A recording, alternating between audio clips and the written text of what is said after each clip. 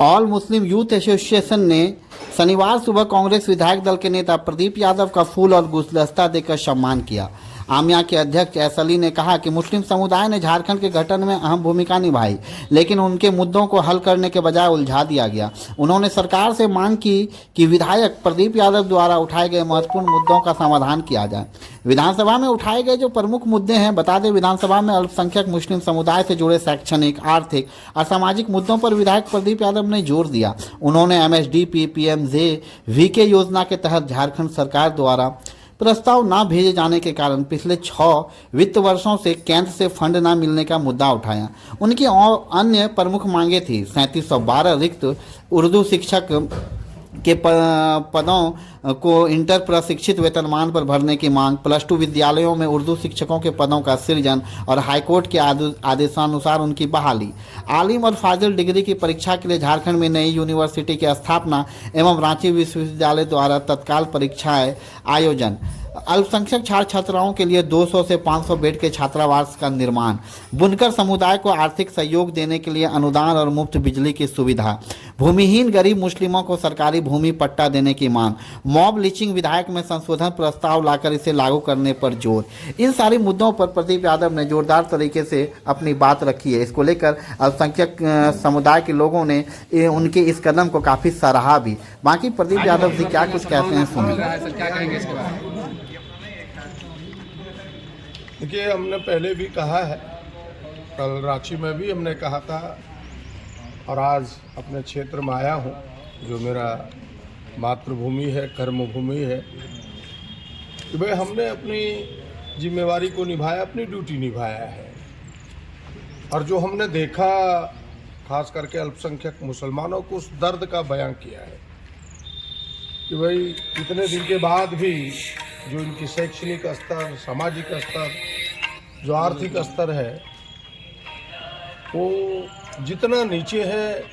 कई योजनाएं चली, लेकिन उन योजनाओं का समुचित लाभ नहीं मिल पाया। मैंने सरकार का ध्यान आकृष्ट किया उस और उसी में कुछ चीज़ें हमने कहा कि इसके बेहतरी के लिए हमें प्रयास करना चाहिए। एक तो भारत सरकार ने MSDP को बंद करके एक नई योजना प्रारंभ की है, प्रधानमंत्री जन कल्याण कार्यक्रम करके। हमने कहा अब उसका कैसे अधिक से अधिक हिस्सा हमें मिले, उसके लिए सरकार को प्रयास करना चाहिए। दूसरा, हमने कहा कि भाई जब तक हम इन्हें एजुकेट ना करें, शिक्षित ना करें, first we have to educate them, इनको शिक्षित करना होगा हमें। तो उसके लिए जो आप संविधान प्रदत्त अधिकार है अल्पसंख्यकों को कि भाई अगर ये चाहे अपने विद्यालय अलग से भी चला सकते हैं और इन्हें संवैधानिक अधिकार है, उसमें हमें थोड़ी मदद करनी है। मदरसे तो हैं ही, लेकिन मदरसों को भी मॉडर्नाइज होना चाहिए।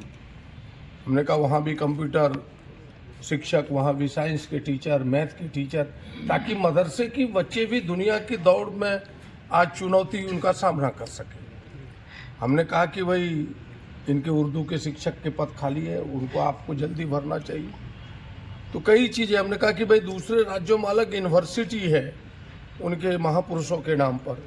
हमने कहा यहाँ भी शेख भिखारी जो देश की आज़ादी में अपना जान निछावर की, तो उनके नाम से एक अलग विश्वविद्यालय बने। सरकार ने सारी बातों पर अपनी सहमति दी है और हमें लगता है कि यह जो बजट सेशन होगा इसमें घोषणा भी होने वाला है। उन्होंने कहा कि नहीं, जल्द ही शेख भिखारी विश्वविद्यालय की हम घोषणा करेंगे। तो ये तमाम चीज़ें हैं सरकार के ध्यान में लाया। हमें लगता है कि यह सरकार अल्पसंख्यकों का हितैषी है, तो प्रायोरिटी से, प्राथमिकता से इस पर विचार करेगा। बस बात तो इतनी ही है। प्रदीप यादव जिंदाबाद, जिंदाबाद, जिंदाबाद। प्रदीप यादव जिंदाबाद, जिंदाबाद, जिंदाबाद। प्रदीप यादव जिंदाबाद, जिंदाबाद, जिंदाबाद। कांग्रेस पार्टी जिंदाबाद, जिंदाबाद, जिंदाबाद।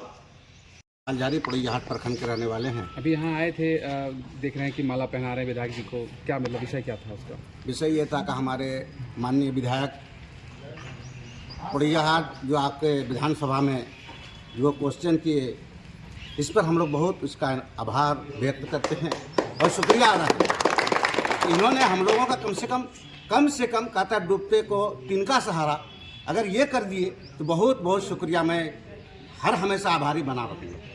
बहुत बहुत धन्यवाद।